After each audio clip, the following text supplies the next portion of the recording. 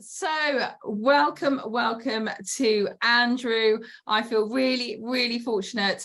Andrew was one of those people just a few years ago who was an absolute idol. The things he was doing just seemed absolutely incredible to me, and now I can consider him a friend and a fellow coach and mentor.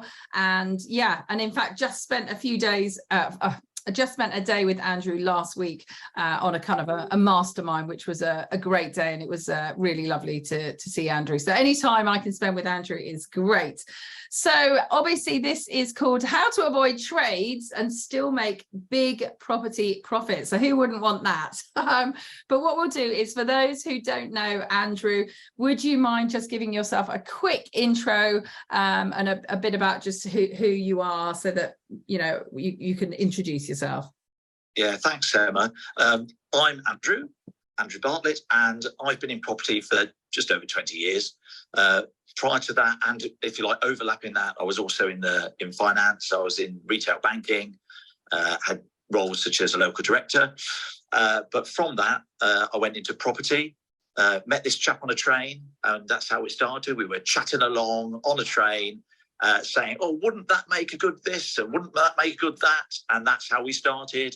And I started with HMOs, so that was my start in property. Prior to that, actually with the bank, I did used to go around with a senior manager. I was this sort of right-hand man, and we used to go out to development sites and develop and value them for the bank. So I did learn a little bit back then. So that was 40 years ago now, Emma. 40 years ago. I won't say how old I am. Makes me feel really old saying that. So that was 40 years ago. But since then, the last 20 years have been very much property focused, or the overlap, and then certainly the last sort of 12, 15 years have been very much focused on property. As I say, we started with HMOs, but you feel as though you're capable of that much more.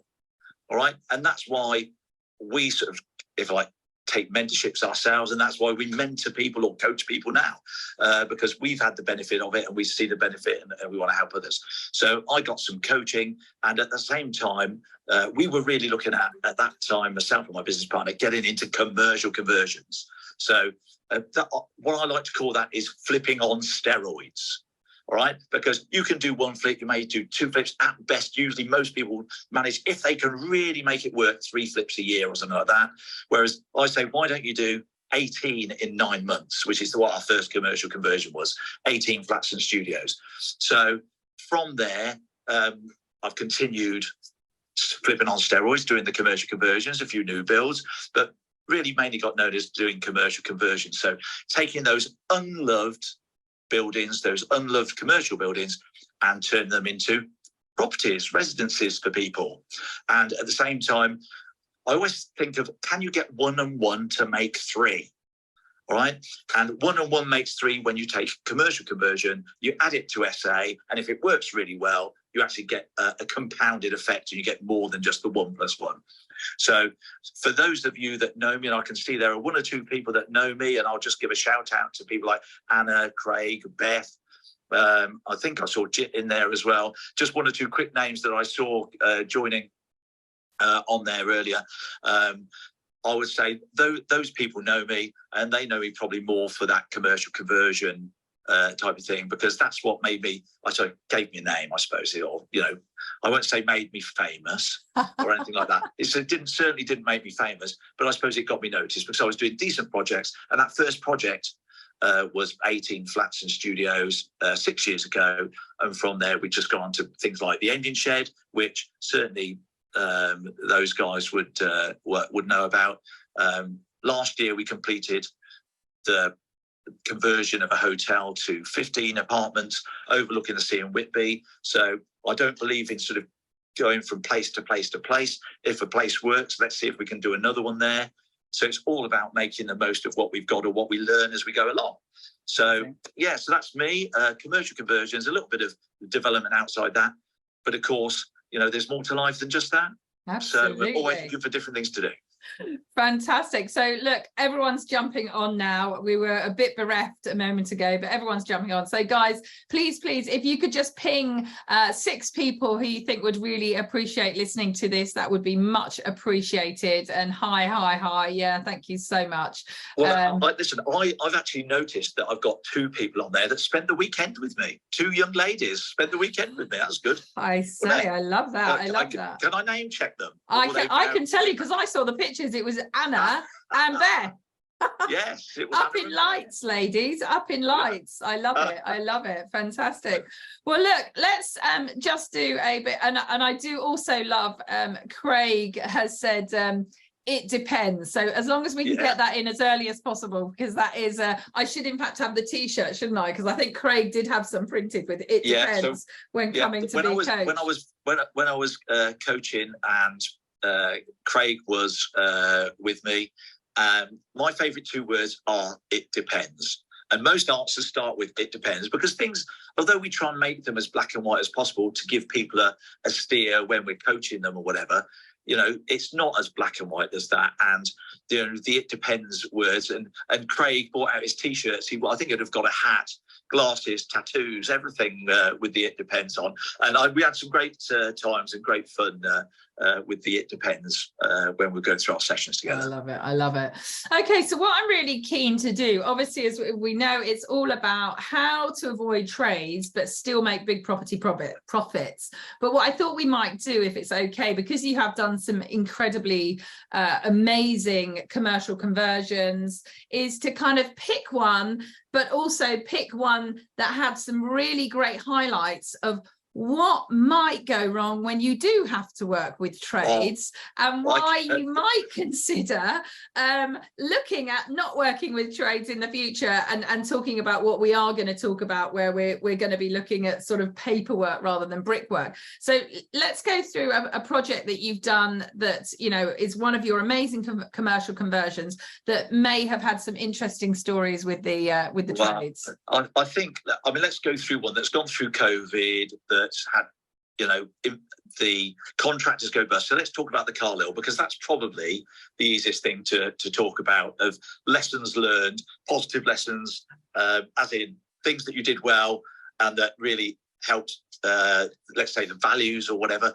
but also things that didn't go so well that you actually recovered from or learned from, and things like that. So there's learnings both ways. Let's do it. So yeah, just start from the beginning. How did you, were you specifically looking for this type of project, or did it kind of crop up? And if so, what were your search parameters?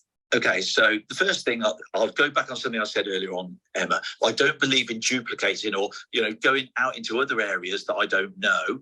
I've got business partners in a couple of areas, so I work closely with those. And what we make sure is that we stick to things we know as far as possible. So we were just completing the engine shed in Whitby, so myself and Peter Abel, and we were looking for another project, a follow-on project, something that was, because we felt we understood the market there. We understood the tourist, the destination that is Whitby, and the type of people that use Whitby, and therefore the type of people that would potentially use the things that we were going to convert, whether it was buying them or just coming as holiday guests, whichever way around. So we were on the lookout, and ideally, if you look at Whitby, you know, you're full of hotels and guest houses, as well as serviced accommodation. So we were looking for something that was fairly substantial.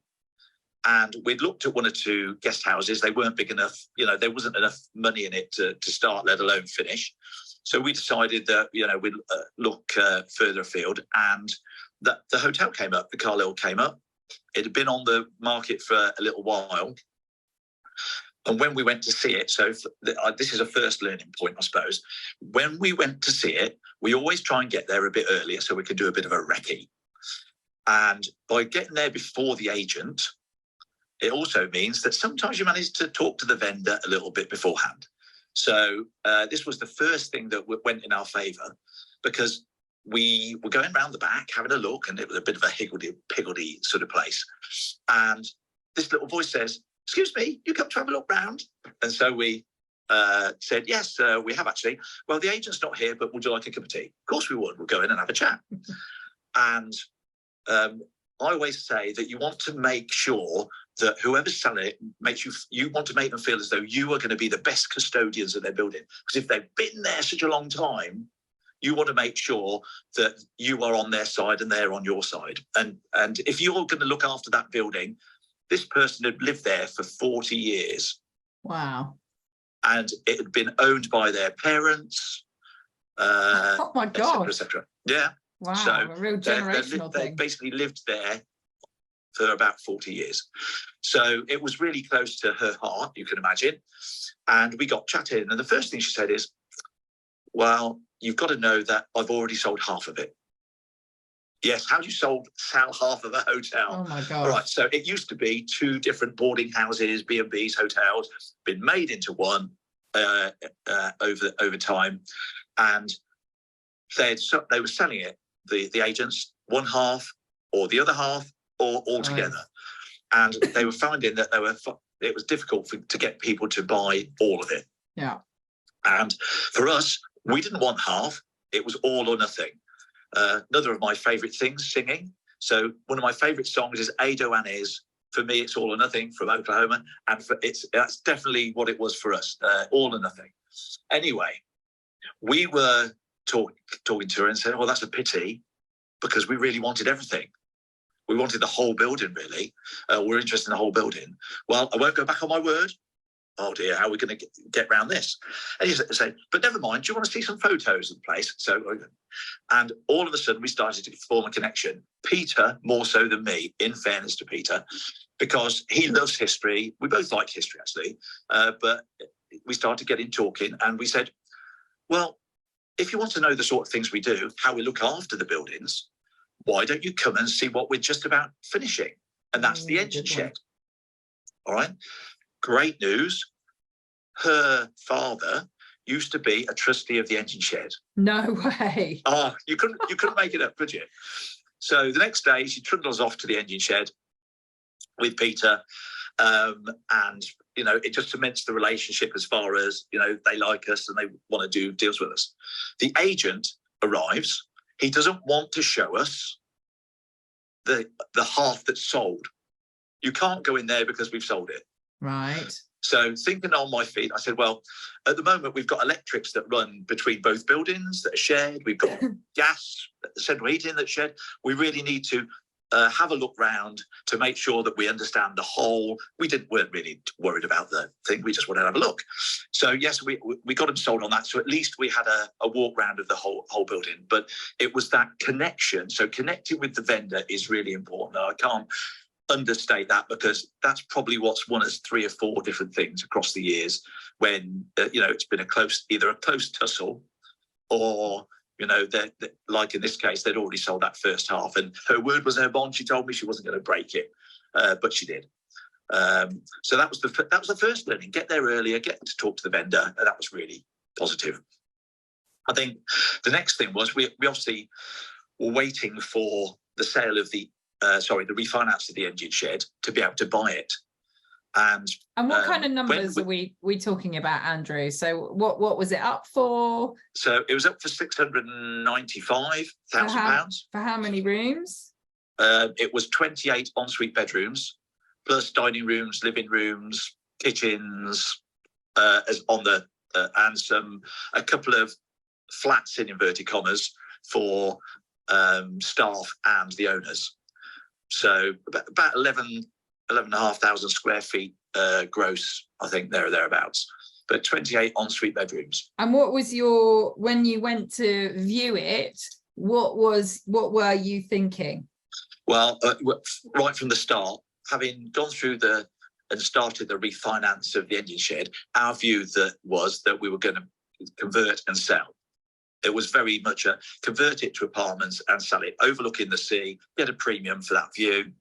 And that's what we were really looking to do. So we had a very fixed mindset that we would get more money if we sold it and that we could use that money to create more money, if you like, and we could make more of it than if we kept it over a shorter to medium period of time. So did you already know then with the planners, because often in these beautiful places, they're desperate not for hotels not to be shut down. So did you kind of already know that there was an appetite to convert to apartments, or well, you've hit the nail on the head, because there is it's not an Article 4, but it's a type of local bylaw that you will not get rid of visitor beds. Okay, so that's in Whitby and probably 2 or 3 of the other areas down there. So we couldn't just get rid of visitor beds. We'd have to apply through planning or whatever. But we'd already had discussions. Our planning consultant and architect had talked to the planners, and they were happy for it to be brought back into use. And we were happy for it to have a holiday let restriction. Okay. All right. So that holiday let restriction means no one person stroke family can use it for more than 6 months in 12 months. So people could buy it as their, pop along to the seaside, but they couldn't use it and physically be there for more than 6 months in any 12, or they could let it out or do a combination thereof. And how do you, so that's not a common thing, is it? You don't necessarily see that on Rightmove. How did you initially upfront price that kind of property compared to a normal flat, compared to, say, a hotel room type thing? Yeah, well, it was quite interesting because we had great discussions we've got 2 or 3 agents that we go to help us price things up there.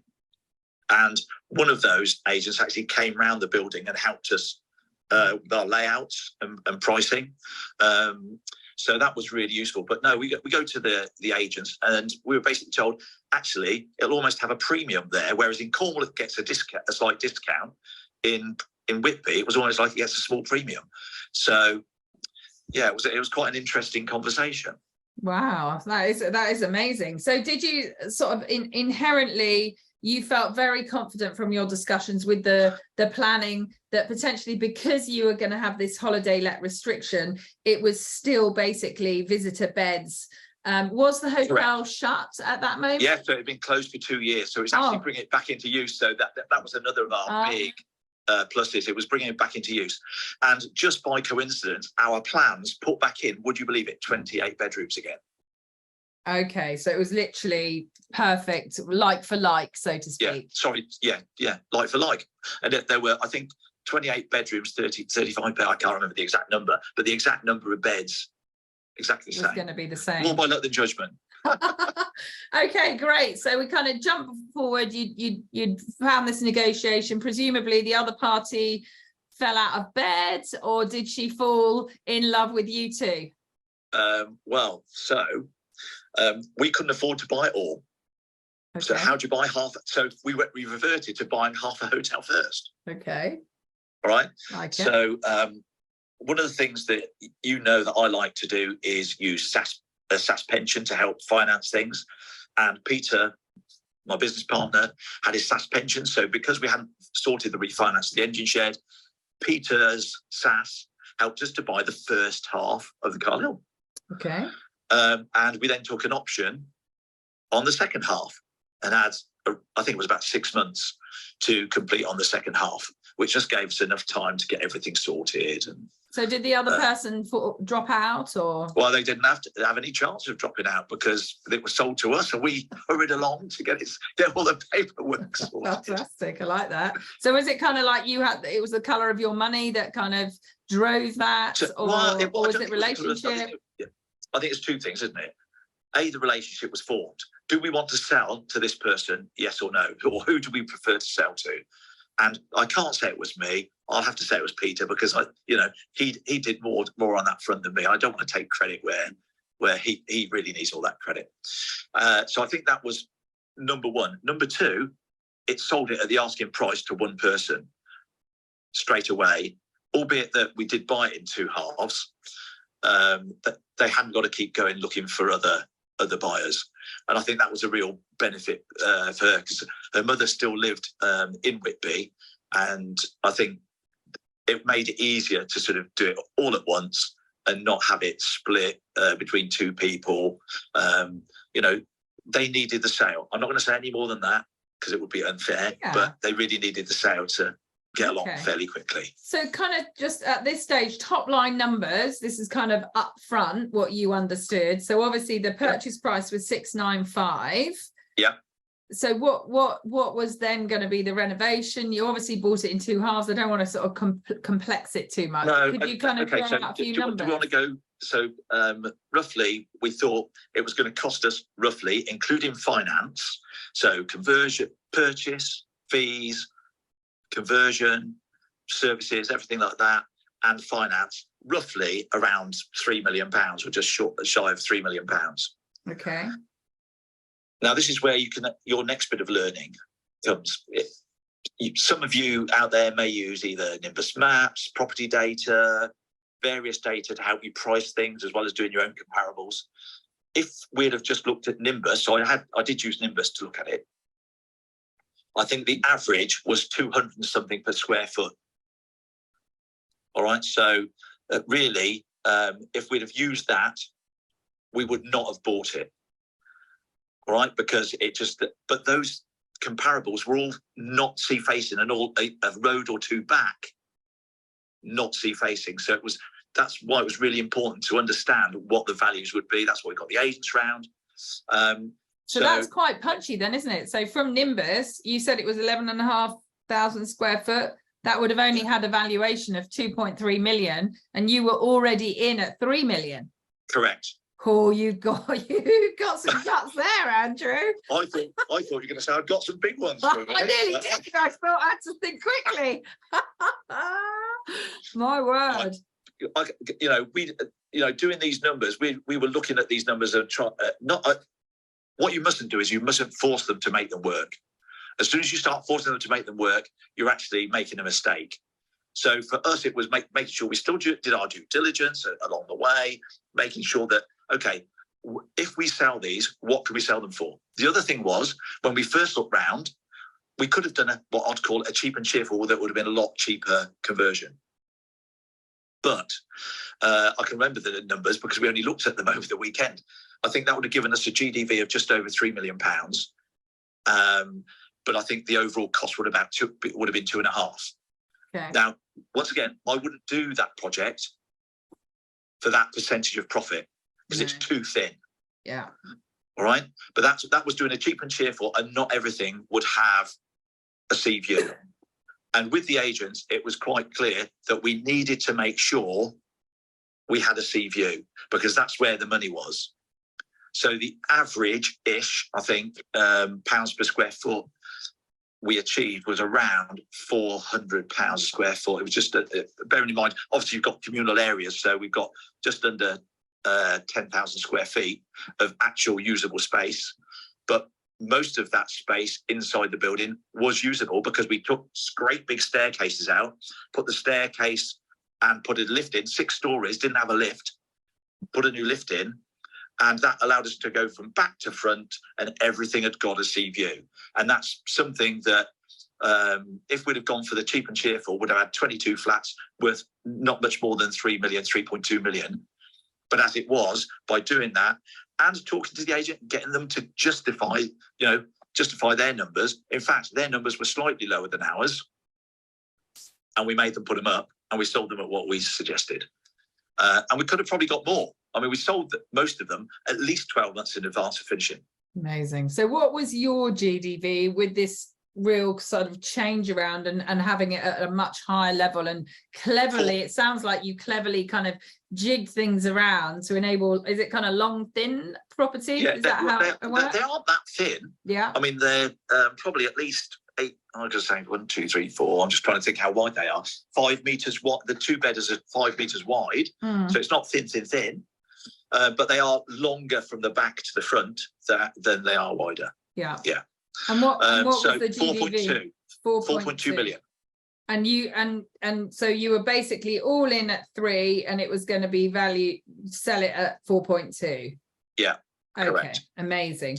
So let's just touch quickly, because I know we want to go on to the next thing, on the maybe the issues that you had with doing, let's be fair, a fairly substantial change to it sounds like a very old building as well. Yeah, mid-Victorian, yeah. To a, you know, to beautiful flats with, you know, big changes. So yeah, what kind of happened, and well, what take learnings? Staircases out, walls out, all those things. Yeah, substantial changes. Some of those, you know, close to next door. So party wall agreements, you know, £33,000 spent on party wall agreements. And if your contractor, stroke architect, stroke whatever, doesn't do it very well in the first place and tries to do it on the cheap, it costs you more money. So, you know, it cost us a bit on that. And as I say, it was about £33,000 in party wall agreements. If it had been done, I'd call it properly from the start, it might have been a little bit more cost effective.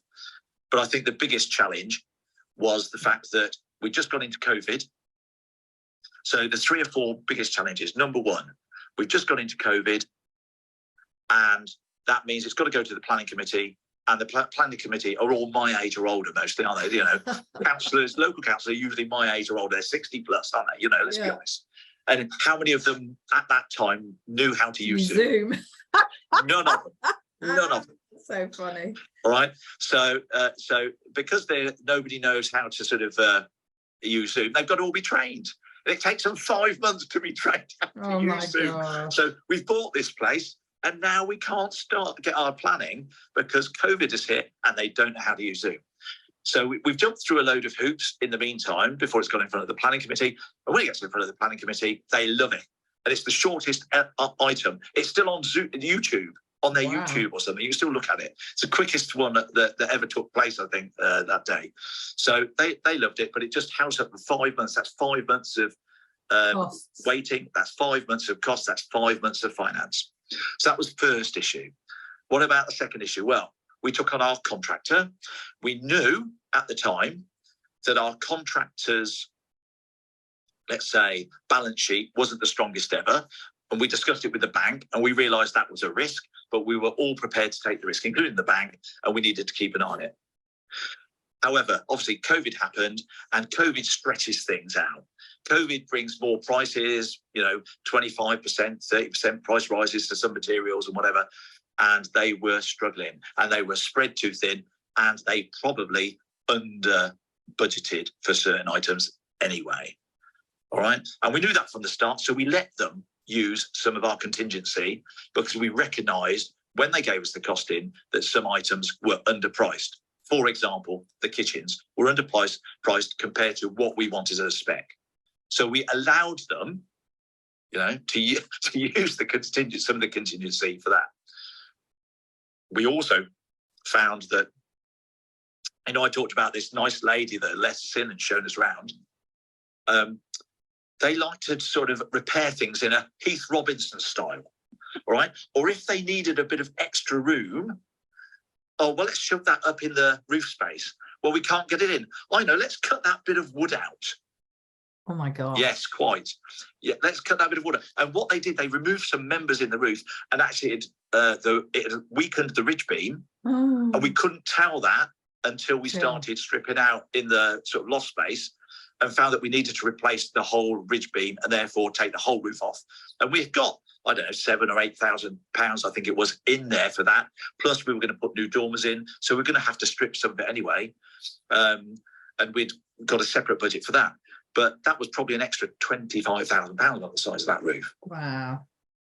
Eating up the contingency quick. Yeah. It was a good contingency. It was about £130,000, but we're eating it now. You know, we are eating it. But as I said, they had a weak balance sheet. They were spreading their sales too thin. And eventually all that caught up with them, and they went into administration, receivership administration. So how far along were you? What did you do?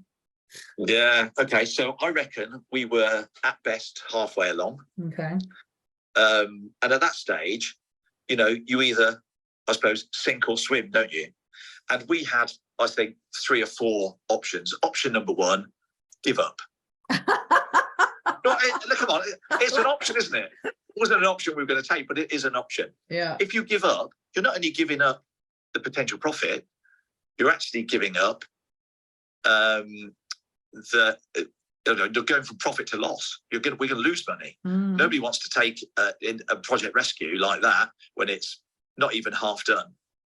So the good news is, we knew what had been done and could see most of what had been done. So that was good as we went along. So option number one, not an option. Option number two is, well, we could get another contractor to come in. Well, we're coming out of COVID, or we're halfway through COVID or whatever, coming out of COVID. People have still got jobs to do. We'd have had to wait another 9 months to find a contractor probably that had got the capacity to do that. So that would have increased costs. We've got a development loan with a bank to sort out, as well as investors. So that's a non-option. So we're down to the last two, the only two viable options. Option number one, take on the company that has just gone bust in their phoenixed form, or do it ourselves. Oh. And anybody must know one of my favourite phrases: "These hands don't do hard work." All right, and that's definitely true. I wouldn't know how to do anything really. I could recognise things if they're not being done well, but I can't do them myself. So it's a do as I say, not as I do sort of mentality for me. So it was a case of if we take it on ourselves versus take on the old company, but the old company had no credit or hadn't got credit lines. So how is it going to be? We were going to be able to do that. It was just not feasible, really. So our only feasible option was to do it ourselves. Wow. And to do it ourselves, that means we've got to find a team pretty quick. But what do we know? Those people that were doing it before now haven't got a job. So we recruited the site manager, and he helped us pull together a team because we couldn't find enough people locally in Whitby. So we're still bussing them in to do the job. And he became our site manager for us rather than the contractor. And it took us a little bit longer to do it because we haven't got as much resource and whatever, as in people. But we managed to sort of pull it out the bag with the help of local contractors, local suppliers. But they're been left high and dry by the contractor. We'd paid the contractor 100% up to date, and they were left owing £150,000 on our job, which didn't go down too well with some of the locals. No. So what did we have to do? We had to go and talk to the local suppliers, because they were our lifeblood, and they're the lifeblood of the community as it's going to spiral out of control. So we did make good about £30,000 worth of local supplies. It might be a bit more than that, actually, £35,000 worth. The main building supplier, he said, well, if you're going to make up that's fine. I signed a guarantee. He gave us £30,000 worth of monthly credit. He said, yes, I'll wait till the end to get that money, because I needed people to help us to get the job done. So rather than bury our head in the sand, it was a case of, grasp the nettle and take it on.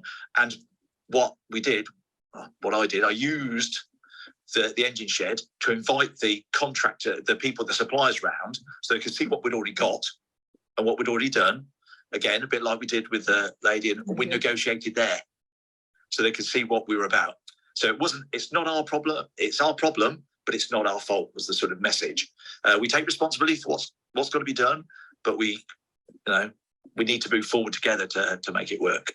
Oh my God. So a contractor going bust. Now, sometimes the banks aren't that forgiving, are they? Right? No they aren't way. that forgiving. But they saw us grasp the nettle straight away, and they gave us an extra £100,000. Our costs went up by about 250, because obviously prices were rising billio during that time. So I think it went up between 250, £300,000 ish, just on the cost. Then you've got the knock-on of finance costs, and then not just because of you're borrowing more, but you're borrowing for longer, and that went up by about 50% almost, our borrowing costs during that time. So there were some trials and tribulations along the way, but we got through. And so originally you had a full head of hair, you were kind of, all of those kind of things, and literally in a couple of months it had all gone. So, very stressful. But I suppose, like you said, you've got one choice: you can give up, or like a lot of these things, you just got to have that faith that you'll find a solution and just keep going with it. So yeah, to be honest, the two solutions, I did say we could use the old company. Actually, that wasn't a real option. The option was give up or get a grip. Yeah. And it was the get a grip option. Now, what a few things to think about of why it would really encourage us to do it. And we weren't motivated by fear during that time. We were actually motivated, I wouldn't say greed, but the motivation to finish and get the profit. Because of that particular project, both myself, I talk about getting paid before, during, and after a project, Emma. Yeah. And before is when you can earn a sourcing fee for finding your own project. During, you can earn a management fee for manage your own project. And after, you get the lump sum residual profit. And for this one, both myself and Peter earned for 2 years £4,000 a month each. Wow. Kept the wolf from the door, didn't it, during that time, I say. Yeah. So, to get on and do it, you want to keep making sure that you press on so you can keep being paid that as a management fee. And secondly, if you've got £1 million dangling at the end, does help as a bit of a motivator. Yeah, absolutely. To get there, absolutely. You know? My word. So, inherently a project that's, and what did you sell it for in the end? Yeah, so we sold it for 4.2 million. So that 4.2 million was the asking prices. Yeah. And in addition to that, we got a little bit extra for some car parking spaces out the back because we only got 4. And that's another story, and we haven't got time to talk about car parking spaces. And what were your costs in the end? All-in costs, we were 3.2. Wow. So it was basically £1 million, just over £1 million in profit. Amazing. Absolutely. All right, but we did take some of that on the go with management fees. So we didn't leave it all till the end, because it gives us an encouragement and we're being paid to make sure this succeeds. Amazing, amazing. Okay, so that kind of gives us some really good insights into a really substantial project. Some of the things that can go, well, not really some of the things, but pretty much lots of things went wrong there. You couldn't have been thrown more. You had COVID, you had the planning, you had a contractor going out of business. You obviously had the whole project taking much longer, more finance costs. And on top of that, you had cost of materials going sky high. So everything on the outset looked quite doom and gloom, but you just kept trudging on and got through it. So let's now move on to how, and for most, and I know, for me, not that long ago, I'd been looking at this title, How to Avoid Trades and Still Make Big Property Profits. So, how is that possible? So obviously it goes back to the why you would want to move from brickwork to paperwork. So would you mind sort of just giving us a bit of an introduction into that, and we'll start going through perhaps your current project. Yeah, okay, so if you think about the brickwork side of things, where we've got things happening on site, and things can go wrong on site. They can go wrong without being on site, but they're more moving parts. You've got more in the I suppose you've got camera, you have to flick. You've got more issues that can go wrong. You've got suppliers, contractors, buyers, a myriad of things that can go wrong there. But before you can do anything with it, you've got to go through a process to build or convert something. All right. The other thing is that means you have to visit site now and again. And I say now and again because I don't visit site very often. We're building 2 bungalows in Filey. I haven't been since May. All right, when the footings were being put in. All right, so I haven't been since May. Wow. All right, so you don't have to go that often. You can imagine the Carlisle, we did have to go more often. And usually I would say that I go every perhaps 2 or 3 weeks, sometimes once a month to a project like the Carlisle. My business partner's on hand, and we have a contract administrator. So we employ part-time. We use some of the architect's resource to do some of the jobs that we don't like doing, because I don't believe in sort of doing it myself. There are more expert people than me out there. Yeah. So the bigger the project I've got, the more people I can use. But I don't want to travel, up and down the country to going around sites and whatever forever and a day. You know, I've mentioned my age at least twice now, you know, getting older. But of course, 60 is the new 40. So, you know, I shouldn't be like that at all. But forever and a day, it's a lot easier to make money with a swipe of a pen. And it's usually quicker than if you have to convert a Victorian building. As simple as that, isn't it? You know, it is easier. Sorry, is it easier? It is if you know what you're doing and you buy the right things. Okay. And that's no different to commercial conversion. You've got to buy the right things at the right price. You've got to have a plan. You've got to know how you're going to add the value. And for me, it's all about understanding how you can add that value. All right. And also, what risks are there? Because you look at risks during anything else, what risks are there and how do you mitigate them? Okay. And so we started off this earlier talking about, what kind of parameters you had in searching for the commercial conversion in Whitby, and you were very specific, you knew that. So obviously now this is quite a major step change. So most of us are kind of used to, looking at a building and going, oh, I could add an extra bedroom here, or I could split it up here, or I could do this and do that. I could, run it as, change it into a hotel and get a commercial valuation, or, likewise make it into a really big sui generis HMO and get a commercial conversion. So you can sort of start feeling a bit of paperwork in there, but inherently you've had to do an awful lot of work to get there. Yeah. So how did you start this kind of shift and understanding what you're now starting to look for to make it more this kind of paperwork rather than brickwork? Okay, so this is very much about commercial property for me now. I'm still going to do conversions, or because conversions can be converting to other commercial as well as residential, but I think there will still be an element of that as I go along. I probably can't. It's a bit like a drug, isn't it? All this stuff, you just can't give it up. Not that I use drugs. Don't let anybody think that, right? But commercial gives you the opportunity to sort of really make money by the tenants that you put in, or the asset that you manage by, improving the tenancies, the leases that you've got. But it's also a case of understanding what the pitfalls are. So, for example, we've just bought, so for those that don't know, we bought an 80,000 square foot building in Swansea, and it's retail. And I always said, I won't invest in Wales and I won't invest in retail. That's nothing against the Welsh, by the way.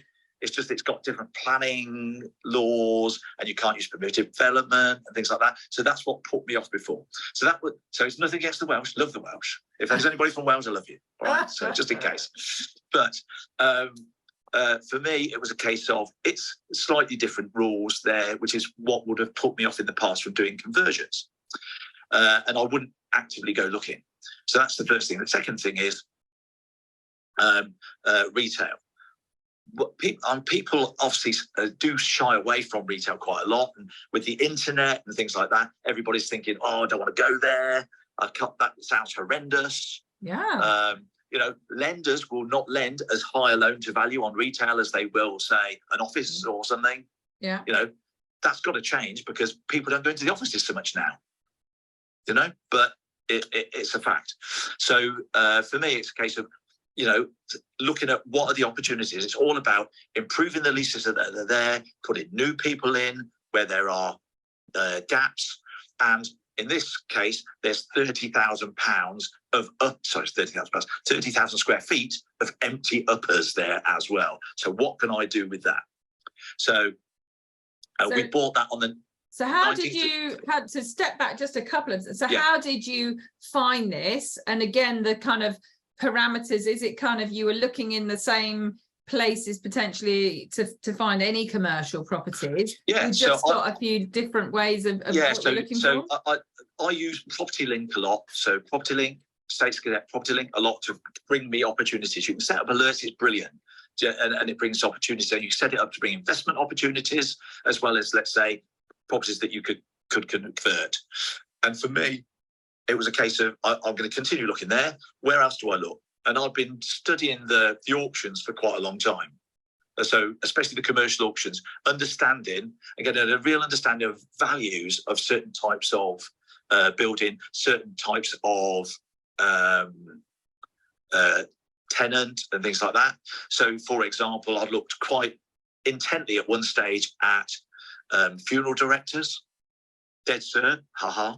All right, but when I started looking, I just so that people are they a high covenant then, funeral directors? Yeah, because really? they're seen as a dead. Honestly, I said dead cert. Many a true words spoken in jest. Yeah. So if you look at that, and you've got funeral partners, dignity. So there are three of the co-op. There are several bigger brands, and they expand. They expand by buying up the small local funeral directors. They keeping the name over the shop, but then they usually then sell and lease back the properties. So I've been getting used to understanding how this was working, and when I started looking, the expected yield for some of them was about 8.5%, 9%, and it's gone down to about 7%. Wow. And I think, oh, why didn't I buy those when I had the chance to? But anyway, but this is and where just to anyone who isn't aware, when we're talking about commercial, the lower the number, so the lower the yield, the better the covenant. So the better the company. So like a Tesco's is always going to be like really low, like a 5 or something like that. Correct. Whereas it will be about 4, depending on what type of lease you get with Tesco's, because they've got 2 or 3 offerings. But you've got a main superstore or whatever, proper branded Tesco's, you're going to be under 5% probably, even with interest rates at 5%. And would something like a brand new Barber's, let's say, that opens and shuts, that would be more like a 10? Yeah, at least a 10. Could be 12 or 15%. Amazing. So great. Yeah. So sorry to interrupt, just in case that's everyone right. wasn't sure. Yeah. So we bought this 80,000 square feet. And it was a case of, it was in an auction. So where did we start looking? So I've been looking at the auction, I've been following the auctions, and it was in an auction. I think it was the 12th of December last year. Okay. All right. Now, this is where, if something looks too good to be true, it probably is. Okay. And this was showing almost a 25% yield. Wow. Yeah. 25% yield. Well, you just buy it and that's it. You get a 25% return on your money. On the face of it. Okay. Yeah, all right. On the face of it. Yeah. Okay. I'd seen it before the auction. Now, you don't get that many days to look at a legal pack.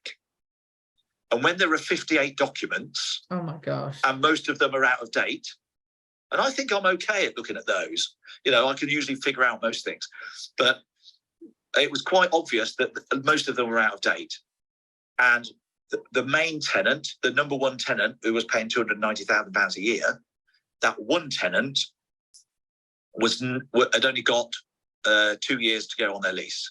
Okay. So the value of their lease was heavily discounted, considerably lower. All right. I won't say nothing, but not a lot, because you'd get a discount on the rent that they're going to pay, because it's going to cost you to get in. But, it wouldn't be even twice the value of their rent, because once that's gone, it's gone. We then got somebody else who were in until 2030, the Nationwide, so a really good, solid covenant, financial institution. And then we'd got a new tenant who were on a 6 months rent-free period. Now, you're smiling at me because you know the story. Let's just say we did our due diligence, and we thought that they might not exist, or might not be able to, fulfill the requirements of the lease. Let's just put it like that. And so we easily discounted their value to nil. Right. All right. And just so people can kind of understand that, now that you've purchased it, have they run forward to pay their rent, or have they perhaps disappeared, and maybe we wonder whether there was any existence in the first place? Listen, I'm not going to say that way they were made up, because I could get sued for that. Did I say that then? No. But I wouldn't say that. But they couldn't fulfill the terms of the lease, and they have never responded to anything in writing and never paid anything. Okay. So we discounted that 100% in our negotiations, because we didn't buy it at auction. There were so many holes in it that we went and saw it in January, and it took us 5 months to buy. So therefore it didn't sell on the 12th of December. No. Yeah. No. And what was it up for on the 12th of December? 1.9 million. Okay. Or 1.875, I can't remember, but let's call it 1.9 million. Yeah. They were hoping to get over 2. Oh, wow. Okay. So yeah, so you went in January, and at this stage, Yeah, were you so dealing directly with the vendor, or was it maybe with the agent? No, it was very different. The vendor was very difficult to locate. Okay. And as you know, we do like talking to the vendors, don't we? Yeah. I like doing that.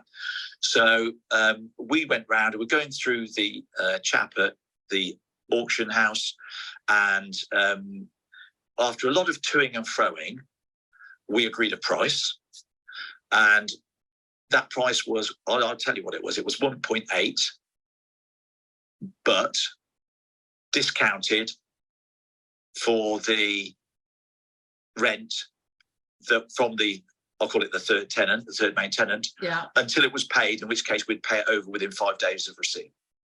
Okay, clever. So if they existed, they got 1.8. If they didn't fulfill their obligations, then they wouldn't get that extra £115,000, which was a sizable rent. Yeah. You know, things that put us on notice. Somebody that's going to be competing with somebody like let's say Poundland or something like that, and they've only got a landing page, and they're brand new, and the company has only been opened up in November, just before the auction. Yeah. And the lease has only just been signed just before. But clever. I mean, that when you mentioned that to me, I mean, I just thought, wow, that is so clever, because most of us, wouldn't we? We're kind of skirting around the fact nobody necessarily wants to admit that there is or there isn't. It's all a bit awkward. So to be just very factual, look, we'll pay you this. We're a little bit worried about this new lease. Obviously, we I'm sure it's all fine, but just to ensure, we'll separate that out. I mean, that's just really clever, isn't it? That's just what we're trying to do is mitigate the risk before we buy it. Yeah. All right, that's all we're trying to do. The second thing is we just got 2 years left with a big retailer. Yeah. H&M. I'll tell you it's H&M. Yeah. All right. And they're paying £290,000 a year. Amazing. So just going back one step, sorry, so people can start visualizing this. What does the building look like so that we can start imagining? So we've obviously got a ground floor of retail. We've currently got kind of Nationwide, H&M, and an empty one unit. Okay, if you imagine, for those that are old enough like me, if you imagine an old-fashioned department store. This was an old Co-op department store back in the day. It's got 2 staircases either side. Ground floor, as we said, H&M, Nationwide, and the third tenant. And the first floor is also taken over, the whole of the first floor, by H&M. So, and is then that we've got storage or is that actual retail? No, retail space, most of it. Okay. Retail space.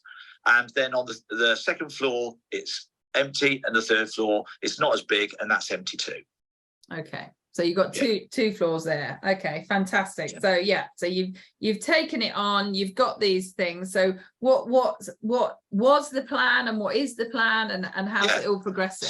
So the plan, before taking it on, I was talking about mitigating risk. The plan was to, number one, get a better lease, get a new lease with H&M. So that's plan number one. Plan number two, let unit 3. Yeah. Plan number 3, we've got a long leasehold, which would put some people off. It's a long lease. It's owned by the council, freehold owned by the council. We've had discussions with the council before we bought it. So all these things before we got there, and they really want it in use. They really want other things done to the top. They want to keep the rent coming in, but they're amenable to extending the lease. Now, it's a psychological thing more than anything else for investors. Those that are used to investing commercially, it wouldn't bother them at all. You know, basically, you get your money back in 4.5 years from renting it from the rent, and the next 102 years of profit. Right, so it's not dire, is it? Let's be honest. But for those that are used to residential, seeing a lease come down over time and in their heads thinking it's becoming a short lease, that's probably a bit of a headache for most residential buyers. Yeah. And we know that people that have been in residential are going to commercial. So from a psychological perspective, we're looking to extend the head lease 250, 300 years has been suggested at little or no premium. So it costs us little to do it, probably. So what I really loved about this, and something that has taken me a bit of time to sort of get my head around, is all of these conversations obviously were having to happen before. Correct. And they're not like, no disrespect, but I'm obviously at a very different level to you, Andrew, but you're talking to some big players here, direct to the council, direct to some very big brands, and really kind of understand, Nationwide, H&M, all of these kind of things. And then on top of that, you haven't even touched on the couple of floors at the top as well. Yeah. But this was all basically pre-conversations that you had to go and kind of be quite ballsy and put yourself out there to get this understanding, like you did obviously with the Carlisle. You had to understand up front. Everyone else thought it was only 3 million, but you, with your foresight, knew it was 4.2, which ended up being correct. So so if you take that, just H&M, we wanted to be as certain as we can that they're going to stay there. So my business partner had some conversations. So it's not all me. I've got business partners. I've said that already. We split up the work. So my business partner did a grand job, tracked down the estates manager for H&M. Amazing. And had some initial conversations. It did get to the stage where you're asking so much, I can't talk to you anymore until you've bought the building. But locally, we were getting very good vibes from the council about how well H&M were doing, and they were talking to them about how well they were doing. And basically, it's a store that they want to keep. Yeah. So then it's a case of, we understood they want to go to a turnover-based rent. So for those that don't know, it's based on the turnover going through the store. And, basically, if you think of COVID, no store open, no rent, no cash coming in. Yeah. A lot of retailers in the past have been doing that, bigger retailers. So I think Sports Direct do it.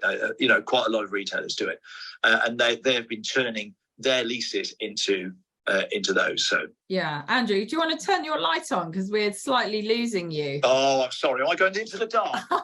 it's quite light, I know for those of you on Clubhouse, you're not going to be worrying about it, but Andrew was getting a little bit dark. That's better. We can see almost see me again now. Yeah.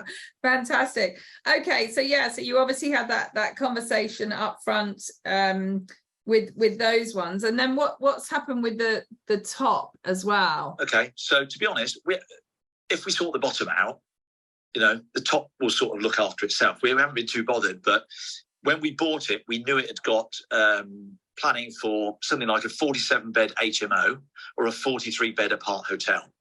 Right. And I thought, well, I know somebody that's got an apart hotel. They might buy it. No. Me. I'm not sure I'm going to buy it. Well, you can rent it. But basically, we started engaging with hotels. Yeah.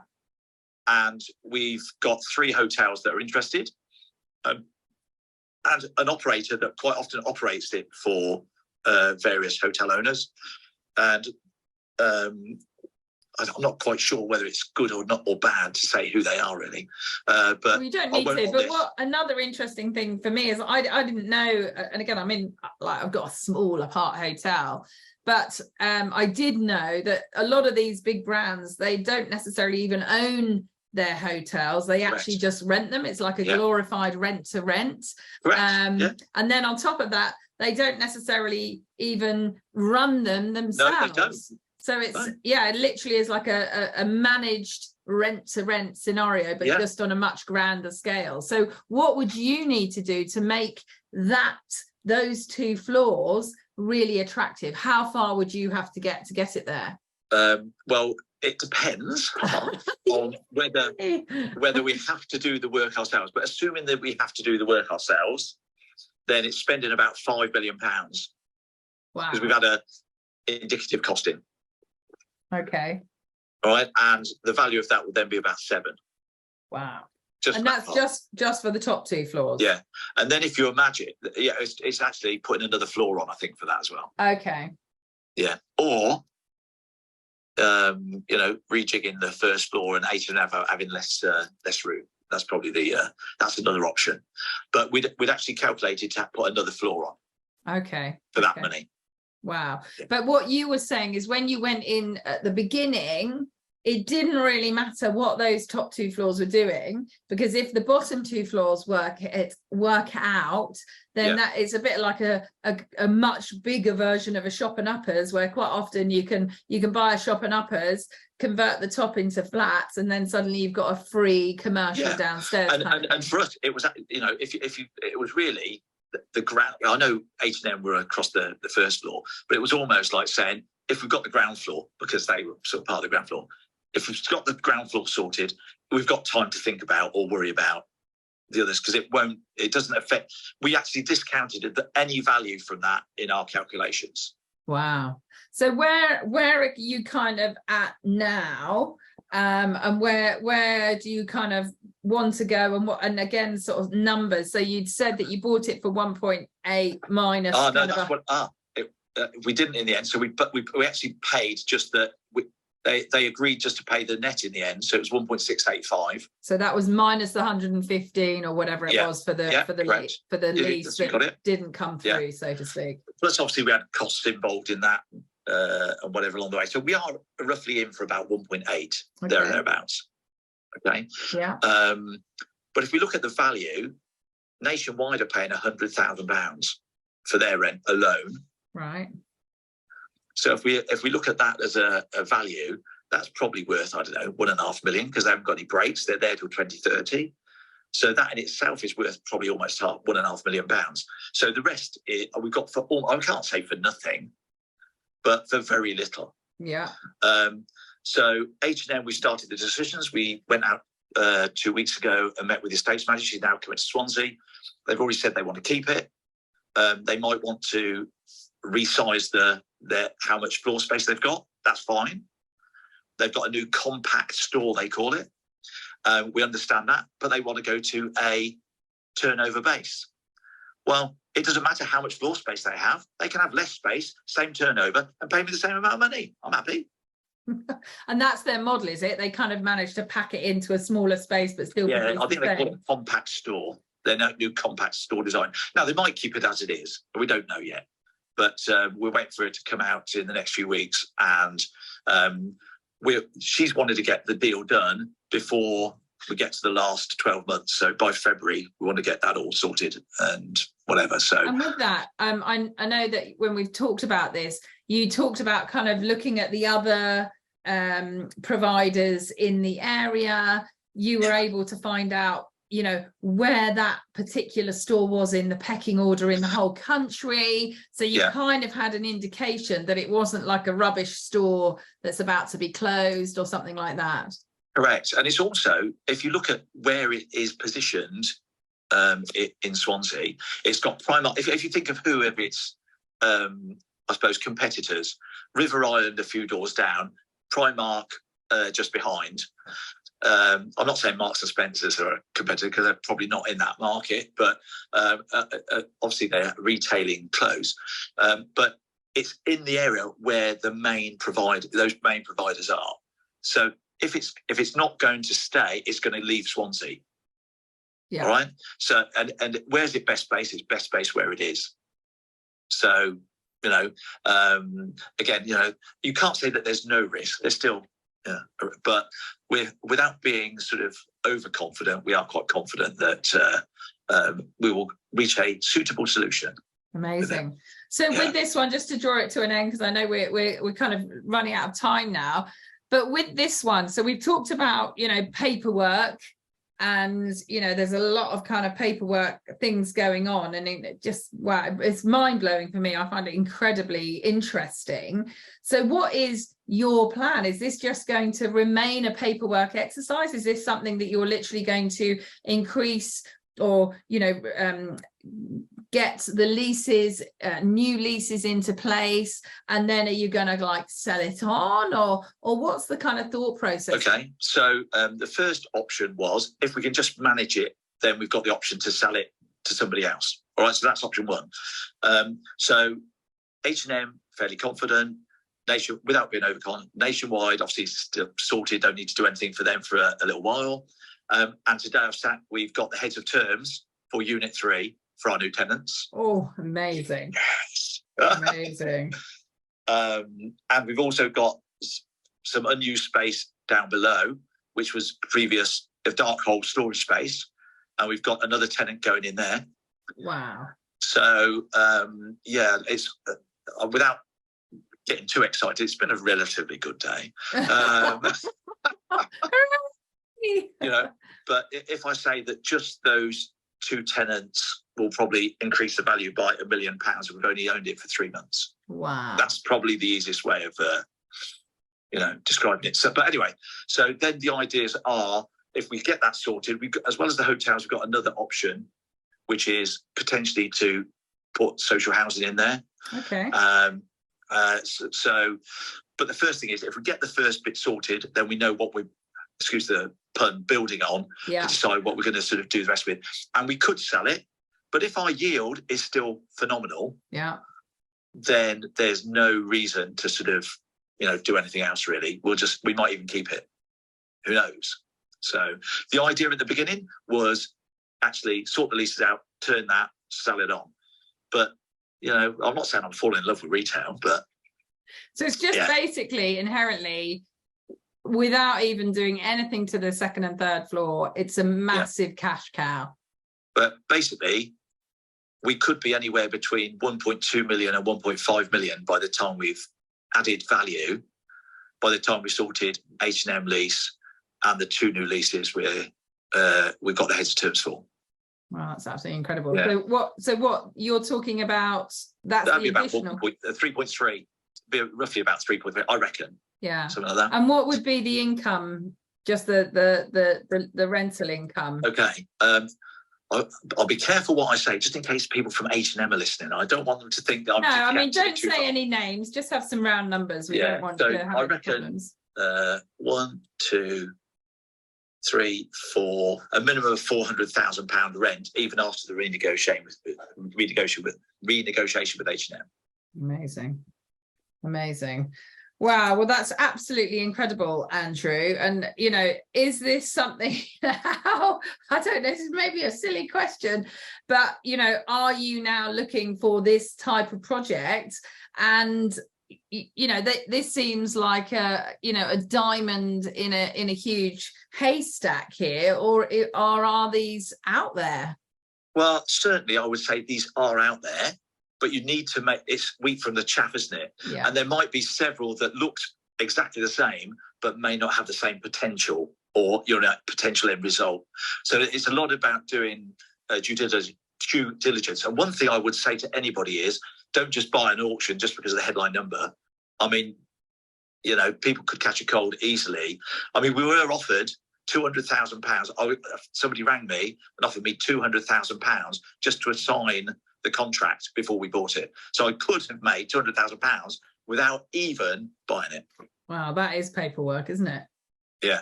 Incredible. But it's due diligence, and don't think know that you know. Yeah. All right, that is what I would say, because it's easy to think, oh, that'll be all right, or that's good, that looks good. You've got to find the people and you've got to talk to them. Yeah. And although you can't be 100% certain of certain things, you can go as far as you can possibly go to making sure that you're going to be safe. Amazing. And that's as equally as important as making money. Yeah. You don't want to make a load and lose it on the next deal, do you? No, absolutely. So people in basically just over an hour have seen what an incredible mind you have and what incredible projects you've done, multiple projects, not just a one-trick pony. You've literally had this long line of really successful property investing. So where might people come and find you? What do you, is there anything that you offer just so people can follow up if they need to? Yeah, so I mean, I did say that I spent a couple of days with 2 of the people that were listening. I do commercial conversion case study days. So that's really where people are really interested. They might already have some experience, but they want to learn more to see if it's really for them. But I really dissect, 4 or 5 of the projects to give examples of how things really work in the real world. It's real world stuff. It's not made up or theory. It's real world stuff. Hands up, where we're going wrong. So there's that. I've got my own mastermind that I run. And that's really could be commercial. I've got 2 or 3 people that I'm talking about their businesses more than anything else at the moment. So offer that sort of mastermind mentorship coaching. And yeah, so and that's alongside Touchstone, isn't it? Yeah, correct. Yeah. Fantastic. Yeah. Well, we've already got, so Tom's put always words of wisdom from Andrew. Beth has said, I highly recommend Andrew's course. And I know, I think Anna had said how amazing it was as well. Oh, fantastic weekend. So we've had, and then Ian, in fact, stayed at one of your other commercial conversions that we've mentioned, Engine Shed last year, fantastic break, and accommodation was first class. So a lot of these things they'll also find sort of you. So at the top of this, and we will add it in, there is a link which you can fill out a form and get more access to Andrew and his team if you are interested. So yeah, so Andrew, just as a closing, well, actually before I do that, so yeah, just as a reminder, guys, so this will be on YouTube tomorrow. So it'll initially be a long video which will be this whole video, and that's at Emma Pure Abodes, and then we do break it down into shorter videos, kind of 10-15 minutes, and then into real shorts as well, to really kind of spread the word. So do keep an eye out for that. Do come and find it and subscribe so you don't miss out on those new videos that come out. That would be great. And I am back again, I believe, yes, I think it's all okay, next Monday, back to normal time, 12 till 1. In fact, what is it? Is it the 2nd next week? It is, isn't it? I've got a fantastic guest speaker next week, all about controlling your stress. So it sounds like Andrew's had some stresses over the years, so he'll definitely be listening in to see if his stresses have been controlled. So yeah, if you're a property investor and you do feel that, especially when you're looking at these big numbers, it's like Monopoly, isn't it? So do come and join us next week. So thank you so much, everyone, for being here. But yeah, Andrew, kind of just a closing sort of words for anyone listening, anyone thinking, well, I've tried this whole trades business and it really is quite a lot. Any words of advice to move more into this paperwork? Yeah, for the paperwork side, it's, or you could call it brain work over spade work, or what, you know, you could come up with it, but it's making sure you understand the different nuances of the leases and things like that. You know, I'm here if you want to touch base with me, as Emma said, that's fine. If you want to find out a bit more about what I do and how I do it, that's fine. Always happy to give a few minutes here and there. But I think just make sure you understand, you get a bit of education first. You don't just jump into it and buy something because it looks good. Make sure you know what you're getting into. But there are real big opportunities out there, and certainly out there in the commercial space, you know, the tenants are usually, I have to say usually, not always, easier to deal with as far, and, you know, take on the cost of the buildings and things like that. The FRI leases, we haven't even touched on those things. So there's lots to learn. But there's lots to, especially if you've got, sorry, those of you, if you're listening, if you have a SAS pension or a SIP, you know, you should be looking at commercial. You really should, because you're going to make this money and keep it inside your pension. So tax-free until you take it out. So there we are. Absolutely. And in fact, I'm going to get Andy on shortly as well, because he also talks about how you can start, say for the likes of me, who's been pretty much self-employed for a majority of my life, I don't have a huge pension pot, but he introduced me to some mind-blowing techniques of actually starting your pension pot with property. So that's also really exciting. So absolutely. Andrew, thank you. Really appreciate your time here and sharing it with us. And please do, guys, if you want to follow up with Andrew, click the link. This is obviously recorded. It is on here, it is on Facebook, and it will by tomorrow be on YouTube as well. So thank you, Andrew. Really appreciate that. And yeah, see everyone very soon. Take care. Cheers. Bye. Bye.